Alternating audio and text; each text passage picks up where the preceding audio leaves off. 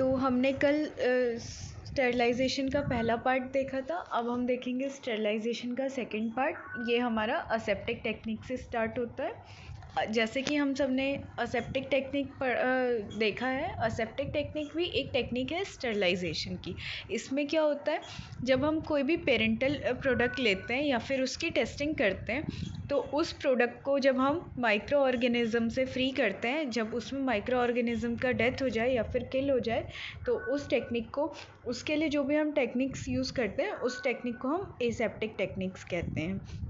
अब जहाँ पे भी ये एसेप्टिक टेक्निक्स की जाती हैं, उन सारे रूम्स को या वो जगह को हम एसेप्टिक रूम्स कहते हैं। वो जो रूम्स होते हैं, उस जगह पे हमें कोई भी माइक्रो ऑर्गेनिज़म की ग्रोथ नहीं मिलेगी, मतलब वहाँ पे कोई भी माइक्रो ऑर्गेनिज़म प्रेजेंट नहीं होगा। अब उन रूम्स को डिज़ाइन करने के लिए कुछ कंडीशंस होती हैं। अब हम सबसे पहले वन बाय वन वो कंडीशंस को देखेंगे। जैसे सबसे पहली हमारी कंडीशन है साइट। साइट मतलब हमारे पास रूम जो है उसके लिए एक प्रॉपर जगह होनी चाहिए, जिसमें स्टेयर्स यानी सीढ़ियाँ, लिफ्ट, कॉरिडोर, ये सब चीज़ें से दूर होना चाहिए, ताकि कोई भी माइक्रो ऑर्गेनिज़म की वहाँ पे ग्रोथ ना हो। और जो रूम है उसमें एक, जो रूम जहाँ पे काम चल रहा है एसेप्टिक टेक्निक्स का, वो तो होना ही चाहिए।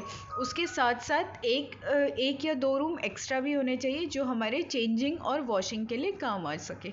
और उसके बाद साइज़ यहाँ पे एक और इम्पॉर्टेंट फैक्टर है। साइज़ मतलब रूम का साइज़ ऐसा होना चाहिए कि जहाँ पे हम आराम से इजीली काम कर सके, मतलब एक रीज़नेबल साइज़ होना चाहिए उस रूम का। और विंडो, प्रॉपर विंडो होनी चाहिए जहाँ से प्रॉपर सनलाइट आ सके असेप्टिक रूम में काम करने के लिए। उसके बाद हैं डोर्स जो होने चाहिए वो ऐसे डोर्स होने चाहिए, मतलब एक रूम से दूसरे रूम का जो डोर होना चाहिए उसमें एटलीस्ट 1 मीटर का डिस्टेंस होना चाहिए, ताकि जो एयर है वो फटाफट अंदर ना आ सके और कोई कंटामिनेशन ना हो डोर के थ्रू। और उसके बाद एक स्मॉल विंडो भी ज़रूरत है। डोर के बाहर पे एक छोटी सी विंडो होनी चाहिए जहाँ से वेंटिलेशन हमारा प्रॉपर हो सके। उसके बाद सरफेस मटेरियल, जैसे फ्लोर है, बेंच है, दीवारें हैं, वॉल्स, ये सब चीज़ें जो हैं वो रेजिस्टेंसलेस होनी चाहिए, स्मूथ होनी चाहिए और ऐसी होनी चाहिए कि उनको हम इजीली क्लीन कर सके, ताकि जब बार बार फर्श वगैरह क्लीन रहेगा तो वहाँ पे माइक्रो ऑर्गेनिज़म की ग्रोथ होने के चांसेस कम रहेंगे। अब ये सब तो उसकी ये था कि रूम्स को डिज़ाइन करने के लिए, असेप्टिक रूम को डिज़ाइन करने के लिए क्या क्या हमारे पास कंडीशंस होनी चाहिए। अब ये जो असेप्टिक रूम डिज़ाइन तो हो गया, पर उस रूम में कुछ सर्विसेज होनी चाहिए, मतलब वो रूम के अंदर ये सारी प्रॉपर्टीज़ पूरी होनी चाहिए। जैसे वो प्रॉपर्टीज़ हम देखते हैं क्या क्या है। वेंटिलेशन मतलब होता है हवा का आना जाना। अगर प्रॉपर एयरेशन होगा उस रूम में, प्रॉपर एयर आएगी, प्रॉपर एयर बाहर जाएगी, तो माइक्रो ऑर्गेनिज़म की ग्रोथ के कम चांसेस हैं। इसीलिए उस रूम में प्रॉपर वेंटिलेशन होना चाहिए। इलेक्ट्रिसिटी, लाइट वगैरह सब ऐसे होने चाहिए कि स्विचेस ऐसे हों जो प्लास्टिक से बने हो, ताकि उन्हें आराम से बाहर से साफ़ कर दिया जाए। और प्रॉपर इलेक्ट्रिसिटी होनी चाहिए। गैस सप्लाई, गैस होना चाहिए। गैस कॉर्क जो है वो दीवारों पे फिक्स होना चाहिए, मतलब ऐसे ही गैस खुला नहीं रहना चाहिए। गैस बहुत बार काम आता है कुछ चीज़ें जलाने के, ये सब चीज़ करने के, मतलब कोई चीज़ हम एक्सपेरिमेंट कर रहे हैं तो हमें गैस की ज़रूरत होती है, तो गैस के जो कॉर्क्स हैं वो दीवारों पे फिट होने चाहिए। और डिस्पोजल वेस्ट, जब हम कुछ काम कर रहे हैं तो वेस्ट जनरेट होगा, तो वेस्ट को जनरेट करने के लिए जो वेस्ट जो जनरेट होगा उसको प्रॉपर डिस्पोज करने के लिए जगह ऐसी फिटिंग होनी चाहिए जो हमें दिखे ना, पाइपलाइंस के थ्रू दीवारों पे फिटिंग होनी चाहिए। उसके बाद अब हमारा नेक्स्ट टॉपिक है स्टरलाइजेशन ऑफ सर्जिकल ड्रेसिंग्स। जैसे कॉटन है, वूल है, बैंडेजेस हैं, गॉज है, ये सब चीज़ें हमें सर्जिकल ड्रेसिंग्स में काम आती हैं।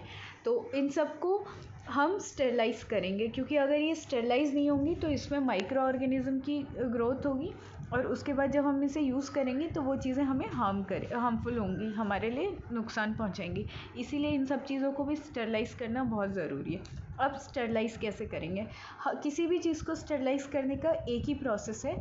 उसको हाई टेम्परेचर दो, कुछ टाइम के लिए रखो, और उसके बाद उसको बाहर निकालो और प्रॉपर कंडीशन प्रोवाइड करो। बस हमें कंडीशंस ये देखनी है कि हर अलग अलग चीज़ के लिए अलग अलग टेम्परेचर और अलग अलग टाइम लिमिट है। तो यहाँ पे जो है हमें 121 डिग्री सेंटीग्रेड में रखना पड़ेगा 30 से 45 मिनट के लिए इन सब चीज़ों को सर्जिकल ड्रेसिंग के लिए। तो एक मेटेलिक ड्रम में उसके बाद बाहर निकालेंगे चीज़ें और कंटामिनेशन देखेंगे कि उसमें कंटामिनेशन से चीज़ें ख़त्म हो चुकी हैं। अब नेक्स्ट है हमारा स्टेरिलाइजेशन ऑफ ट्रांसफ्यूजन फ्लूइड्स। अब कुछ फ्लूइड्स होते हैं हमारे पास जिनको हम आईवी फ्लूइड्स कहते हैं या फिर ट्रांसफ्यूजन फ्लूइड्स कहते हैं। वो सब हम बॉटल्स में ट्रांसफ़र करते हैं। उसके लिए बॉटल वॉश्ड भी होनी चाहिए, ड्राइड बॉटल्स भी होनी चाहिए। मतलब बॉटल या तो धुली भी होनी चाहिए और सूखी हुई भी होनी चाहिए। धुली होंगी, सूखी होंगी तो उसमें माइक्रोब्स की ग्रोथ बहुत कम होने के चांसेस हैं इस वजह से। अब बॉटल्स जो है उनको स्टेरिलाइज़ करना बहुत ज़रूरी है, वरना हमने बॉटल्स में जो भी फ्लूइड डाला है वो सब कंटामिनेटेड हो जाएगा। अब बॉटल्स को स्टेरिलाइज़ करने के लिए क्या करेंगे, बॉटल को लोड कर देंगे स्टेरिलाइज़र में, मतलब जिस भी चीज़ में हमें स्टेरिलाइज़ करना है उसमें बॉटल डालेंगे और डोर क्लोज़ कर देंगे।